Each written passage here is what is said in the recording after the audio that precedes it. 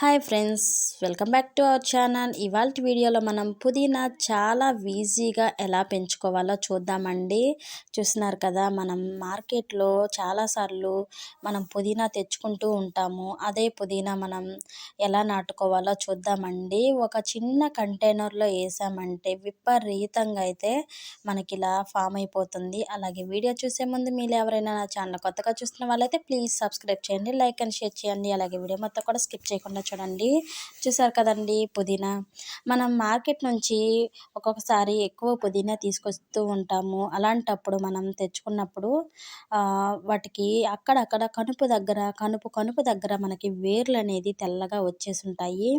అటువంటప్పుడు మనం అవి పడేయకుండా మనం ఎలా నాటుకోవాలో చూద్దామండి. వీటి వల్ల మనకి చాలా బాగా యూజ్ అవుతుంది. మనం బయట కొనటం తగ్గుతుంది. అలాగే మనకి చట్నీ కానివ్వండి, పుదీనా చట్నీ ఎంత బాగుంటుందో కదా, పుదీనా చట్నీ చేసుకోవచ్చు. అలాగే మనం టీలో వేసుకోవచ్చు. ఇలా మనకు అన్ని రకాలుగా కూడా మనకి పుదీనా పనికొస్తూ ఉంటుంది. రోజువారి పనుల్లో మనం వాడుకోవాలనుకుంటే మన ఇంట్లో మన గార్డెన్లో ఆర్గానిక్ పద్ధతిలో మనం పెంచుకున్నాం అనుకోండి, ఇంకా బాగా మనకి సులువుగా ఉంటుంది. అలా తోటలో ఒక మొక్క వేసుకున్నామంటే అలా వెళ్ళి ఇలా గిల్లుకోవచ్చు అనమాట. చూసారు కదా, నేను 4 కనుపు దగ్గర ఉండే మొక్కలైతే తీసాను. ఇప్పుడు మనం సాయిల్ మిక్స్ ఎలా కలుపుకోవాలి అంటే, మామూలుగా మనం మొక్క కలుపుకున్నట్టే మనం ఆకుకూరలు అలా వేసుకుంటాం కదా, అలాగే మనం కలుపుకోవాలన్నమాట. 30% ఇసుక, 30% మట్టి, అలాగే 30% పశువుల ఎరువు ఇలా కలుపుకుంటే సరిపోతుందండి. ఇప్పుడు మనం పుదీనా పెట్టేసుకుందామండి.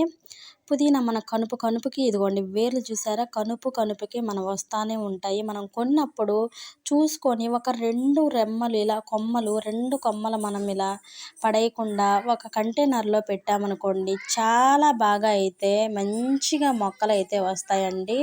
మనం పడేయకుండా ఒక చిన్న కంటైనర్లో పెట్టుకుంటే సరిపోతుంది. చూసారు కదా, నేను ఒక చిన్న మొక్క ఇలా తీసుకొని నేను నాటుకుంటున్నాను. మీకు ఎలా నాటుకోవాలో చూపిద్దామని చెప్పేసి నేను ఒక చిన్న కంటైనర్లో చూపిస్తున్నానండి.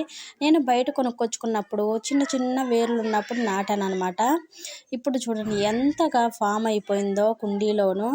మనం దీనికి కేరింగే అవసరం లేదండి. ఊరికి అలా నాటామంటే ఇలా సెట్ అయిపోతుంది అనమాట. మంచిగా చిగుర్లు వస్తాయి. ఒక చిన్న మొక్క వల్ల విపరీతంగా కుండీ అంతా కూడా వస్తుంది. మనకి రోజువారీ మనకి చట్నీ కానివ్వండి, అలా బిర్యానీలోకి అలా ఈ ప్రతి దాంట్లోకి మనకు బిర్యానీ అయితే అవసరం ఉంటుంది.